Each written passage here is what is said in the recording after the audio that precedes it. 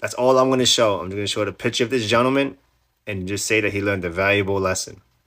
That's it. You're going to see the video on Instagram. I hope you guys enjoyed the video as much as I did.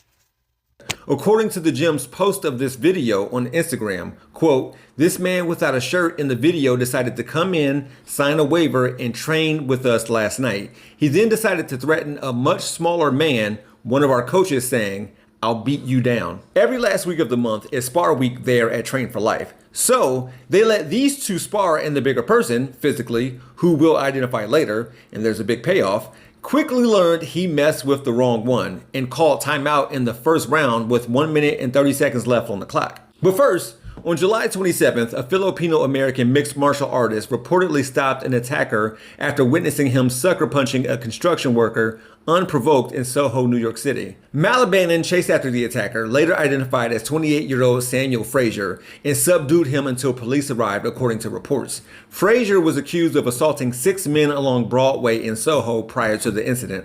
The New York Police Department arrested Frazier, who has been charged with 2 counts of assault. This coming after a hate crime charge was dropped a few days ago for Anthony Evans, 30 years old, the accused New York City Times Square box cutter slashing suspect, who was ordered held without bail and to undergo psychiatric examination, according to a report.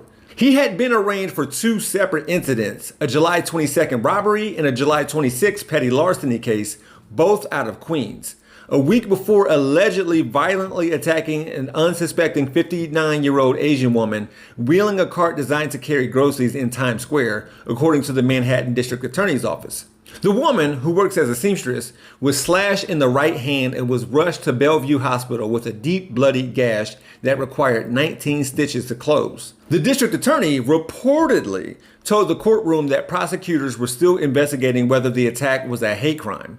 The basis for the initial hate crime charge was not clear, per Fox News. Lastly, a man was put behind bars after being accused of robbing and pistol whipping a 70-year-old man in Fairfield, California. He was charged with felony robbery after allegedly assaulting the man and taking his cell phone at gunpoint on July 7th. The attack was caught on the family's doorbell camera. The Ring video captures the moment just after the 70-year-old man unlocked the front door after getting home from the bank.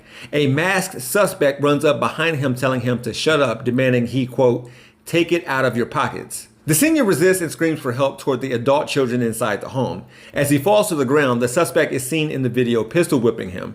The struggle ensues and the suspect pistol whips the man a second time. The suspect took off after the man's son saw the struggle and took action. As it turns out, this suspect was Omari Garland, the 30-year-old man you saw getting whooped on by a smaller man he challenged named Terrence Wrong Turn Saturn, a pro MMA fighter ranked 132nd in the pro men's flyweight division in the US. Evidently, Omari Garland's arrest and release wasn't lost on those at the Train for Life Center. Whomever posted this video said, "How does Omari Garland freely walk into our training facility a month after assaulting an elderly Asian man at gunpoint, then threaten a much smaller Asian man at our facility? Unacceptable." I clearly don't have to agree with everything posted under this Instagram video in order to express that I'm happy to show that Asian American Pacific Islander communities are protecting themselves and others when justice and decency has failed them. And it's not lost on me that the 3 assailants, the perpetrators of crime and violence I presented, are black. We can talk about hate crimes by race some other time. It's all about solidarity. For Rebel HQ, I'm Jeff Wiggins. My architect knows Japanese. For more from the Young Turks, stay right here. To see additional content from yours truly, click on the Jeff Wiggins hashtag. You can also find me on my YouTube channel, We Gonna Be Alright. Thanks for watching.